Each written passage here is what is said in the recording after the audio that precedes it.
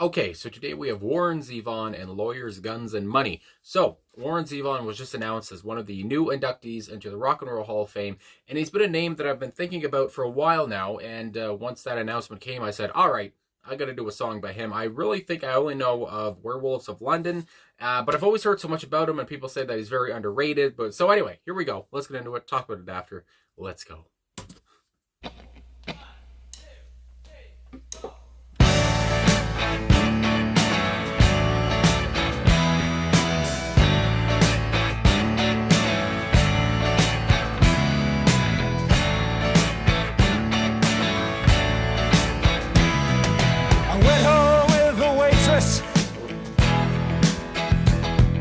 The way I always do. How was I to know she was with the Russians too?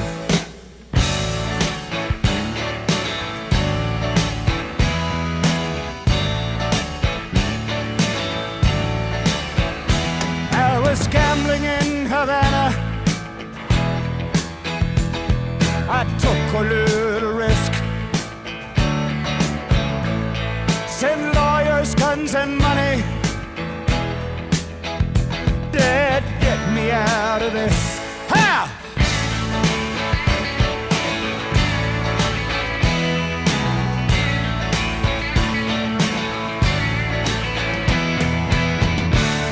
I'm the innocent bystander.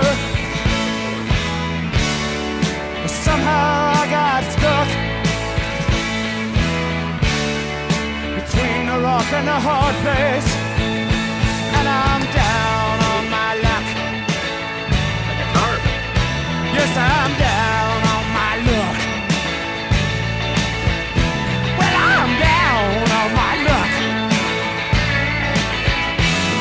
I'm hiding in Honduras. I'm a desperate man. Send lawyers, guns, and money. This shit has hit the fan.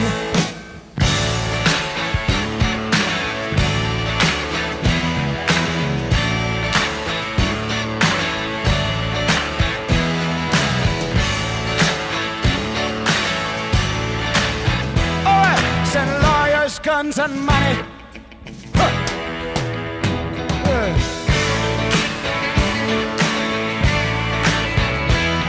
Send lawyers, guns, and money.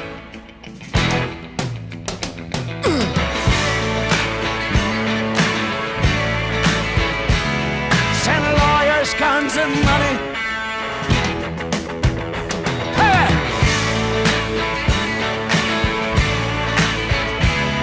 Send lawyers, guns, and money. Oh! Yeah.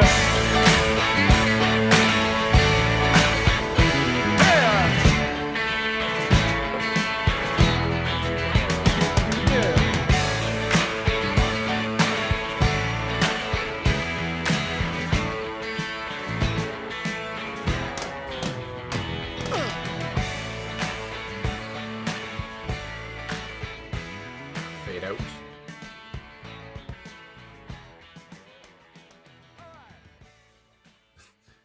And there it is, Lawyers, Guns, and Money by Warren Zevon. And I mean, that's just what a simple rock and roll track. It's angry, it's feisty, it's, I mean, the guy, we talk about the guy in the song. The narrator here obviously seems to be a bit of a spoiled brat, I guess you would say. I mean, that's the first thing that also comes to mind. But like I was saying, it's so fiery and it's fierce, but also, I mean, with these lyrics and how kind of, I don't know if you'd say violent or just maybe volatile or just kind of in your face they are when you talk about the situation and why this person needs lawyers, guns, and money. And it seems like, again, this guy has always gotten what he wants. He talks about his dad in there too. You know, help me, daddy, my goodness gracious, get me out of this one again. But I was going to say, all that comes to mind. Again, the lyrics may be a bit different from the music, because the music is, I would say, very upbeat. I like the jolly piano riff in there, which I do believe Warren plays. Talk about Warren again with his voice. Again, I've only heard him on one song, I guess. I think that's the only one I've heard him on, I guess his best known track.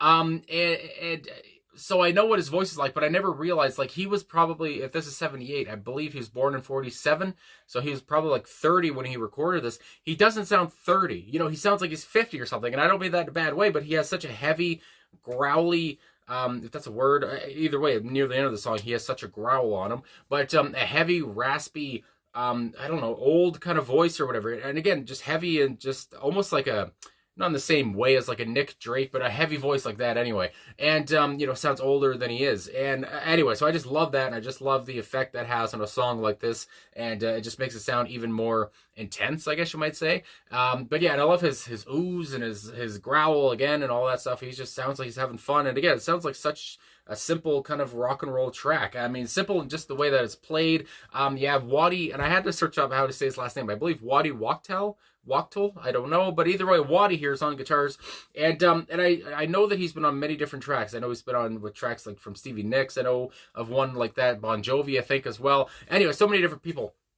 And on this one, I mean, I loved his guitar. About midway through the song, when he was just had that waning sound and almost like a circular kind of guitar riff, and that was obviously very apparent and just in your face a little bit. Well, not in your face. It was behind Warren's voice. But again, that was when he really came alive, I thought. And the music was alive the whole time. Again, upbeat and just kind of fun. It was jaunty. I mean, it was bouncy. I mean, I was having a good time. And it definitely sounded like some late 70s, maybe, you know, in what you were about to expect into the 80s rock music. So anyway, so that was fun. I thought it was fun. I thought it was great. Anyway, so yeah, my first listen here, not my first listen, but my second listen, I guess, to a Warren Zevon song, and did not disappoint. An Excitable Boy. I know as well, this was the last single and the last track on the album, I do believe. So obviously, they put this out. This was the last, you know, piece they had to do, and here you go. And obviously, it has stood the test of time because I believe it's one of his other, you know, signature tracks. So anyway, I guess we'll go.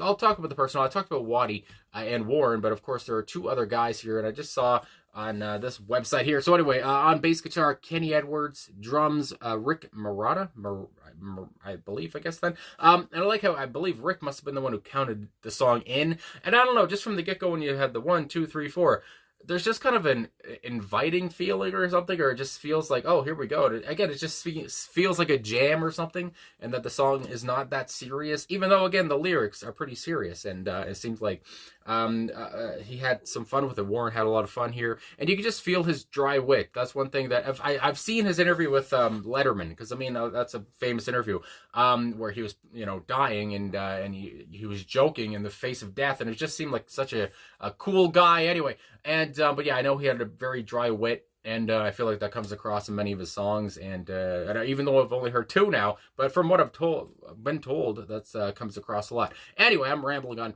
I talked about drums, Rick, Wadi Wachtel on guitar, and vocals and piano, Warren Zevon, and he was quite the pianist as well. I know he's played piano a few times now then on some of his tracks, and to me, it always sounds pretty good. So anyway, we go on to the song. So intro, 1, 2, 3, 4. And like I said, here we go. I went home with the waitress the way I always do. Nothing new happened for this guy. How was I to know she was with the Russians too? And I did see as well that, like, just from researching the song, that this may be like about a guy in the Cold War or something like that during wartime of some kind anyway, and obviously at that point you know, the Russians and all this stuff come into play, and or even today, I mean, the Russians come into play, goddamn, but yeah, so that comes to mind too. But obviously it seems like I talked about kind of at the beginning after the song ended, because I just had to get it out there. This guy is very spoiled, I would say. He's used to getting everything he wants, and you know, he seems like a rich kid, you know, all that stuff, and he's going home with the waitress like he always does, you know, cockiness galore. And then of course, how was I to know she was with the Russians too? And this guy seems like he's probably not the brightest character, and even if there were signs that maybe she's not one to be trusted, he wouldn't even pick up on it. Anyway, we go into the second verse. I was gambling in Havana. I took a little risk. Send lawyers, guns, and money. Dad, get me out of this. Ha. And again, the ha there, just another example of war and just kind of messing around, or, you know, with another kind of thing, you know, with another sense of oomph, you know, and just saying things like ha. And I just love his little sound effects, I guess you could say. But yeah, lawyers, guns, and money helped me get out of this, Dad. And I guess, lawyers, guns, and money, those are ways to definitely help.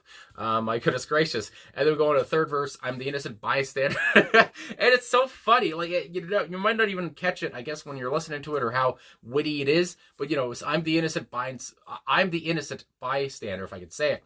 And of course, this guy's not. He's not innocent. He got himself into this situation, but he's not taking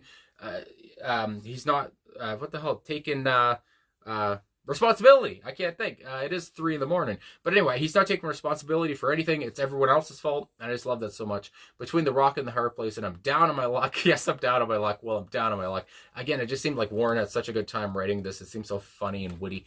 Now I'm hiding in Honduras. And again, Havana, Honduras. I mean, this guy's gone places, and now he's hiding, of course. He's not having fun anymore when you're hiding. That's not very fun. I'm a desperate man. Good Lord. Send lawyers, guns, and money. This shit has hit the fan. Again, come get me, Daddy. God damn. I need help. This shit has hit the fan. And I'm in between a rock and a hard place here at this point. And then we go on, I believe, with the outro here. Yes, the chorus of the outro. Anyway, all rights and lawyers, guns, and money. Huh, yeah. And again, just those sound effects, which it just seems like he's so into the music, and I love it. And it makes you more into the music. Send lawyers, guns, and money. Oh, yeah, yeah, yeah. And that's just it. And again, like I said, 3 verses. You got a chorus in there as well. And it's just so kind of, it's structurally simple. And it sounds simple. And just, again, the way I say simple is it's just such a straightforward rock song. Sorry if you can hear my dog snoring, but I did want to say, I am on genius.com here, as I always am, for the lyrics, and there is an about on the song, and I've seen this about come across. I've seen different variations of it, but I'll tell it anyway, because I'm talking about the song, so why the hell not? But I did also want to mention, we talk about Russians here. We have this kid who's in over his head, and I just find it hilarious, because there's obviously these kind of people. And once they get into trouble, they got to call their parents or whatever. And it's just so funny to me. But also, I did a reaction the other day to Madness and Ian Jury of Drip Fed Fred. And it's just the same kind of thing. Whether it's a gang, the mafia, we're talking about war here, whatever it is. Yeah, and just how this obnoxious, untouchable, what he thinks anyway, kid is in the middle of it, and it just, I don't know, it's such a funny visualization to me anyway. But here we go with the about here, just to say, because what the fuck, why not? So Zevon told the story about how he came up with the song. He said he was in Cuba with his manager, and again, Cuba, I've seen it different ways, that he was in Hawaii, so either way, he was somewhere, and they were in a taxi. As they rode along, the driver said, I gotta make a quick stop.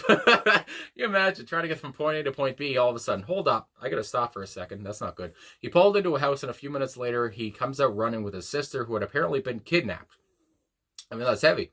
They jumped in the front seat of the taxi and took off while being chased by the kidnappers. From the back seat, Warren's manager deadpanned, call my dad and tell him to send some lawyers. My goodness. Warren replied, yeah, and some guns and money. I guess so. And it goes on, yeah, and that's Warren's story. And at this point, we're going to have to stick with it. So I don't know what that last line's about. I guess we have to stick with it because Warren's gone. But either way, didn't really have to add that part in. Just the quote was enough. But anyway, so yeah, I guess you take inspiration from anywhere and any way you can. And what a taxi ride that would be. I haven't taken a taxi in a long time, thank God. But they just scare me. They drive so quickly.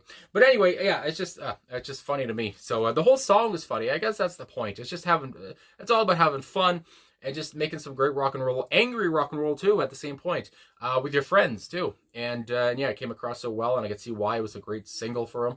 And on this album, which again, I do believe was his biggest commercial success, at least his first one, I do believe. But either way, so congratulations, who the hell am I, to Warren Zevon for finally getting into the Rock and Roll Hall of Fame. Again, I'm not the biggest aficionado of him, but I've seen so much talk about him. I've seen some of his interviews, just, pass it along throughout my 27 years, and it's nice to see that he gets this induction. So anyway, thanks for watching. Thanks for liking, subscribing, commenting, all this stuff. Really appreciate all the support, and I will talk to you guys again soon.